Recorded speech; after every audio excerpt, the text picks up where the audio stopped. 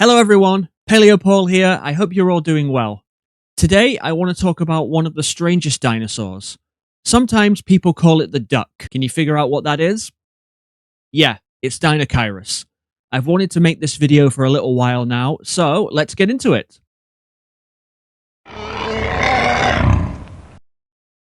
I guess a good place to start would be to talk about what this dinosaur was and what it looked like. Deinocheirus, whose name means horrible hand, was an ornithomimosaurian, sometimes called ostrich dinosaurs. These dinosaurs were very bird-like. Other examples of this group include Ornithomimus, Struthiomimus, and the more famous Gallimimus. Deinocheirus was the largest of them, with the biggest measuring around 11 to 11.5 meters and weighing between 5 and 6.5 tons. While its name isn't so famous, Deinocheirus is especially well known for its long forelimbs. The holotype has a forearm length of 2.4 meters. Deinocheirus shares this feature with its distant cousin, Therizinosaurus. I say distant cousin because while they share a common ancestor, they're different dinosaurs. Even though it was a big animal, surprisingly, its dorsal ribs were tall and straight, which suggests it had a narrow body. Pretty sure it couldn't fit between your fence posts though. When you look at its skeleton, I'm sure it reminds you of Spinosaurus. That's because the 12 vertebrae on its back are almost the same size and ratio as said animal, which is a fun coincidence. Today, we know what type of dinosaur Deinocheirus was and what it looked like, but this wasn't always the case. For a long time, all we had was the giant arms. I remember seeing them a lot in old books with notes about what a mysterious dinosaur this was. There was a lot of interesting theories proposed by paleontologists on what this animal looked like. John Ostrom, who is famous for his work on Deinonychus, suggested that Deinocheirus was an ornithomimosaur, but he noticed that it contained non-ornithomimosaurian characteristics too. In 1976, Rinchen Barbauld named the order Deinocheirosauria, putting it together with the aforementioned Therizinosaurus. This was popular for a while, but in 2026, as I said earlier, they're thought to be not closely related. So how did we come across this dinosaur? In 1965, Polish paleontologist, the late Zofia Kierlan-Jaworowska, discovered the first fossils in the Nemegt basin of the Gobi Desert in Mongolia. The fossils she found included both forelimbs minus the right hand claws, the complete shoulder girdle, 3 dorsal vertebrae, 5 ribs, some gastrolia, which are the belly ribs, and 2 serrata branchialia, which is a part of the mouth that supports the tongue. This became the holotype for Deinocheirus mirificus in 1970, named by Halska Osmosla and Iwa Ronowicz, and this was all we had to go on for about 50 years. Deinocheirus remained mostly a mystery, with many speculating on the animal. The fact that we only had its giant hands to display really got scientists and paleoartists' imaginations going. In 2013, there was finally a breakthrough. 2 new specimens were discovered in the Altan Ula 4 area, in the same formation where the holotype was found years earlier. The fossils were missing their heads, which was the result of suspected fossil poaching. Skulls, claws, bones, and teeth are often targeted illegally by poachers due to their high resale values. So if you buy fossils, please check the source. However, luckily, a skull was rumoured to be in the possession of a European museum. Unfortunately, through the black market. It happens sometimes.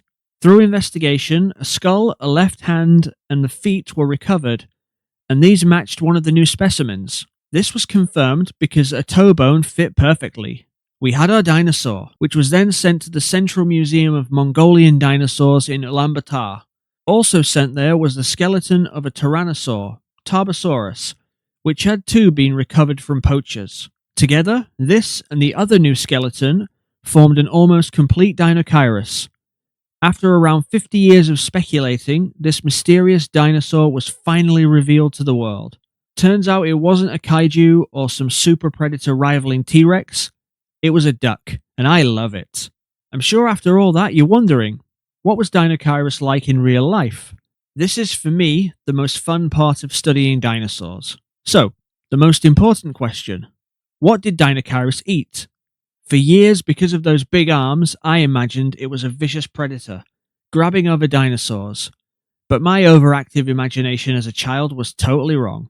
Once we found a skull, its distinctive shape suggested that it was more specialized than other ornithomimosaurs, who we think were likely omnivorous. Deinocheirus had a beak like a duck, hence the nickname, and it probably looked for food in fresh water or near to the ground like a hadrosaur. It also seems to have had a large tongue, which helped it suck in food picked up by its beak in the water.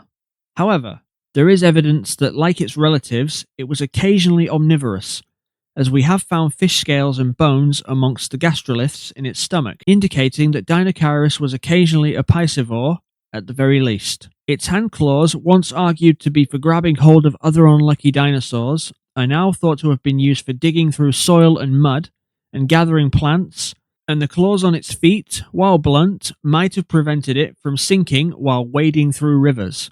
Deinocheirus was a big animal that likely grew to full size quickly, so that means its size could afford it a degree of protection against large carnivores like Tarbosaurus.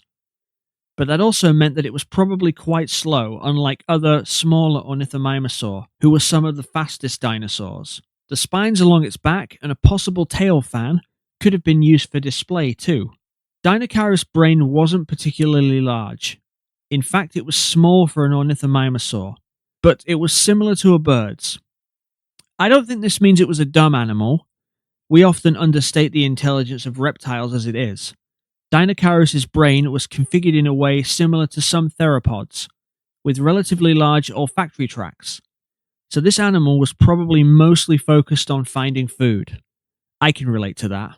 An interesting thing about Deinocheirus is that it had the most pneumatized bones of any ornithomimosaur, along with Gallimimus and Archaeornithomimus. It's not fully understood why, but pneumatized bones are theorized to be useful for flight in modern birds, although we don't know what purpose it served for non-avian dinosaurs. It's been suggested that pneumatization helped to reduce the weight of the bones. While today the Gobi Desert is harsh and dry, in the late Cretaceous around 70 million years ago, the Nemegt Formation was wetlands. It might have looked similar to the Okavango Delta in Botswana today. The environment was full of diverse plants and animals. Deinocheirus shared its part of the world with many others, including Therizinosaurus, various titanosaurs, and a small hadrosaur named Saurolophus. All of these animals would have competed for food, but Deinocheirus could eat food that others could not due to its adaptations for foraging in the freshwater rivers. Other animals in the region included many early birds, crocodilians, ankylosaurs, and other ornithomimosaurians like Gallimimus. The top predator of the Nemegt Formation was likely the Tyrannosaur Tarbosaurus, which almost certainly preyed upon Deinocheirus. At about 10 to 12 meters long and approximately 4 to 5.5 tons, it would have been one of the only animals around that could take on an adult Deinocheirus. We have evidence for this on their bones, which feature unusual pits and grooves and bite marks. Some of those match Tarbosaurus' teeth. And that's a good place to finish. This was a video about the one time when ducks ruled the earth. I hope you enjoyed it. Deinocheirus is such a cool dinosaur, and I really want more people to learn about it. Thanks for joining me till the end. To let me know you're still here, write Team Duck in the comments below. Also, if you could hit the like button and give me a subscribe, again if you think I deserved it, that would really help me out.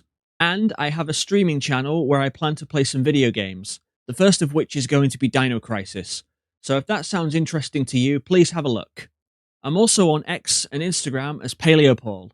Thanks for watching, guys. Have a great day, and I'll see you in the next one. Bye bye.